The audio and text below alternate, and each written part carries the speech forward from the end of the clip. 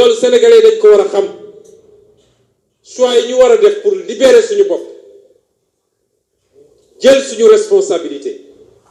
gëm suñu bopp ñii fi nekk mënuñu koo def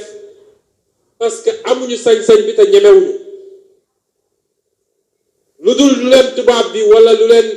waa bitim réew joxoñ ñemewuñ jël seen responsabilité pour def te nag waa bitim réew duñu mus a développé dañuy exploiter rek di yóbbu ñu génn ci système bii nga xam ne dafa yàgg ëlëmal nit ñi Cheikh Anta Diop da doon wax ni Sénégal dañ leen nax ba soo ñëwee leen yee sax dañ naan yow yaay bor problème bi waaye jàpp naa ni 21e siècle ak pluralité médiatique bi ak internet ak yeneen kenn mënatul wax ni dañoo nax nit ñi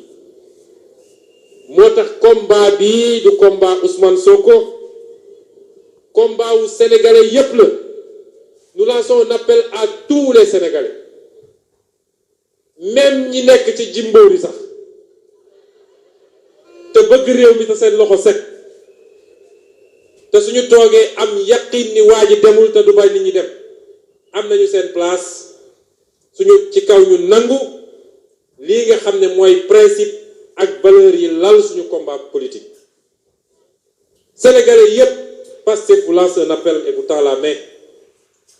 neewoon naa 2019 bu rëccee dina métti gi nag bi ma ko doon wax du rek ci dund gi moom ala kulli xaalin ma waxaat ko sénégalais yi day gën di métti rek waaye métti gi mooy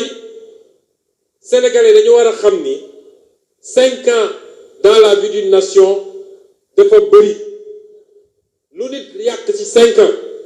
boo fi tegoon ab malayka après moom sax boo moytul su defaatee 5 ans day nekk rek di dëba daaxe di defaraat waaye du am sax jotu lancer programme am moo taxoon ma ne woon sénégalais yi 2019 bu ñu seetaan bu ñu sàggan waaye nee nañu ay malaaka ko doon woteel kenn xamul nu mu demee waaye xëy nañu ñu ne moom moo am 58%. waaye tekkiwul ni c'est trop tard parce que askan bu ñàkk espoir bu ñu demee ba espoir amatul rek askan woo bu yóbboo ñu démissionné ñun ñëpp nañu refaire vivre cet espoir là à tout le peuple sénégalais qu'en 2024